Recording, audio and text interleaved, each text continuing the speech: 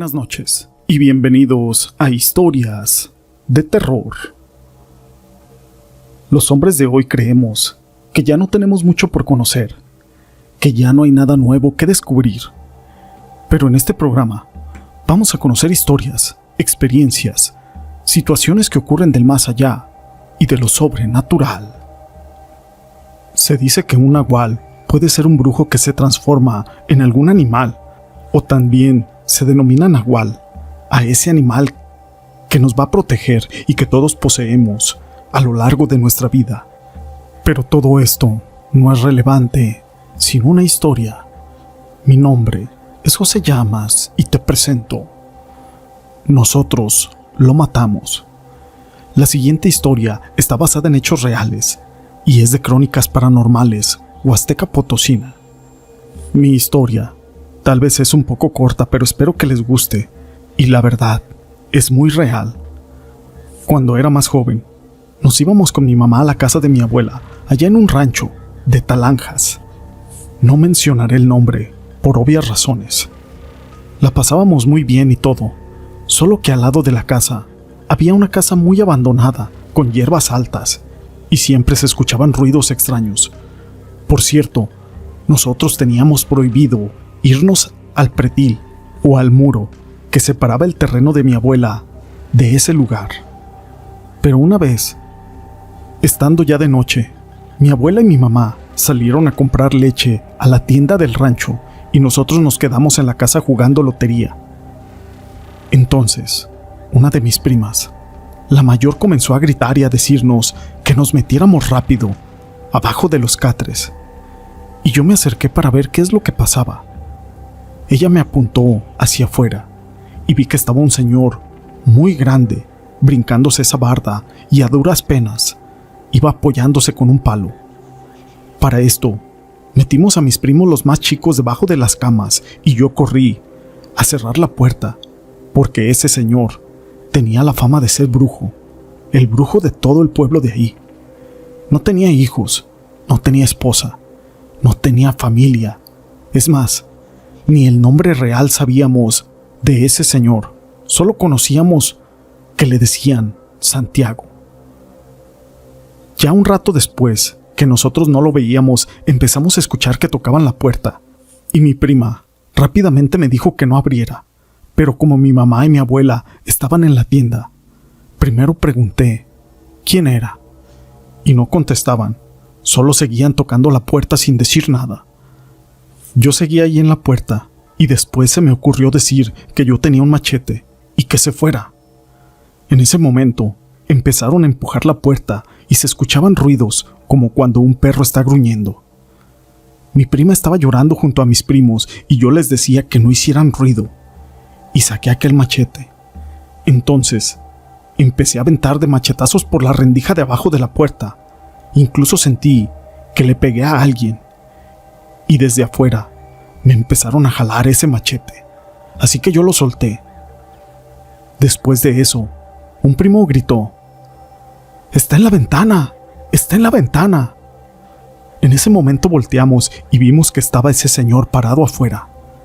Entonces, si ese señor estaba parado afuera, ¿quién estaba en la puerta? Fue lo primero que yo pensé. No decía nada ese señor, solo se quedaba viendo hacia adentro. Y después se rió. Tenía todos los dientes podridos. Yo le grité que se largara, que si no, saldría a machetearlo. Pero ni siquiera se movía hasta que prendimos la luz de afuera. Y por Diosito santo, que cuando la prendimos, ese señor desapareció. Vi que el machete ya no lo estaban jalando, así que lo agarré.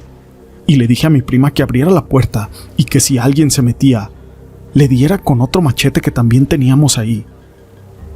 Cuando abrí la puerta, no había nadie, pero de repente salió de entre unas matas un perro chato, como pitbull, el cual solamente se me quedaba viendo y gruñía.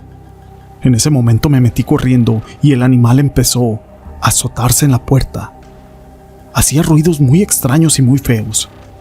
Luego, por el otro lado de la casa, vimos que venía mi mamá y mi abuela, así que le gritamos que no se acercaran. Pero ellas, en lugar de hacer caso, Lo que hicieron fue correr hacia la puerta y ahí estaba ese perro. Mordió a mi abuela, así que yo salí a defenderla y aquel animal, por más machetazos que yo le daba, no lograba hacerle nada. Fue algo muy extraño.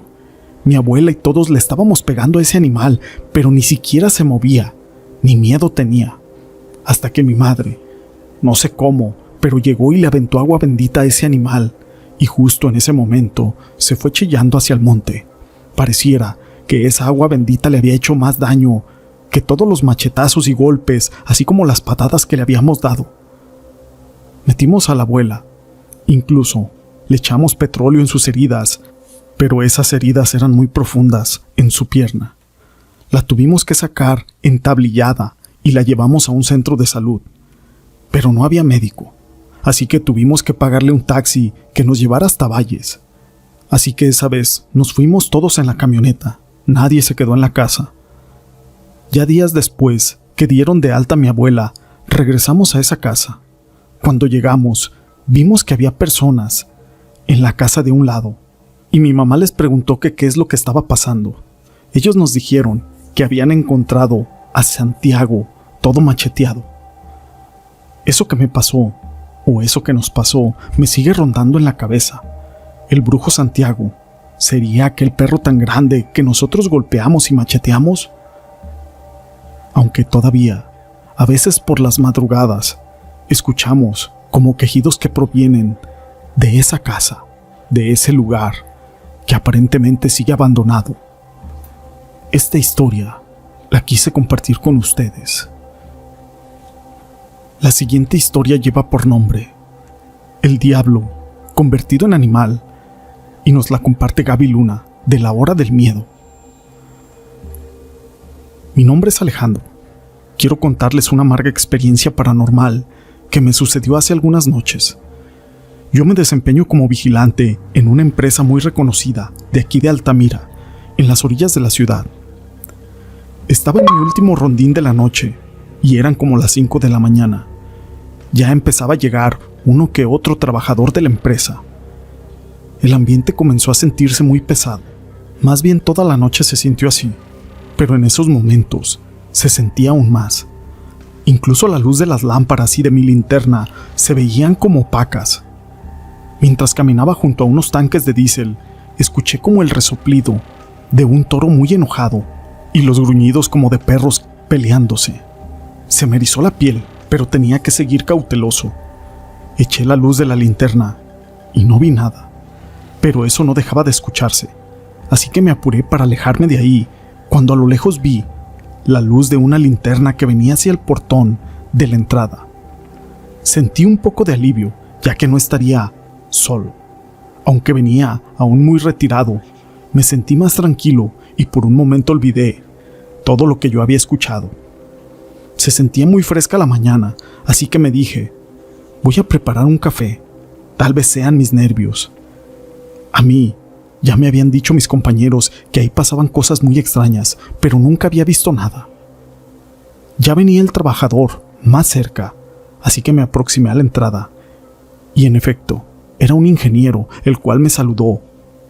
Don, buenos días. Oiga, se escucha como un pleito de perros. ¿Será o soy yo quien los está escuchando nada más? En ese momento yo me quedé en silencio, a lo que él volvió a insistir, encaminándose hacia el patio trasero, y no me quedó más remedio, más que seguirlo.